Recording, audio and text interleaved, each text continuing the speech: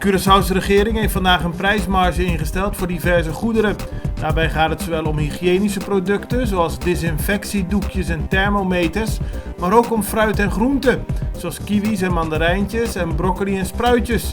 Dit met het idee dat de bevolking op een betaalbare manier gezond moet kunnen eten. Op die manier kan de bevolking zich beter beschermen tegen corona. Dat heeft minister van Economische Ontwikkeling Giselle McWilliam vandaag bekendgemaakt. De beslissing is vandaag ondertekend door McWilliam en minister-president Eugène Ruggenaat.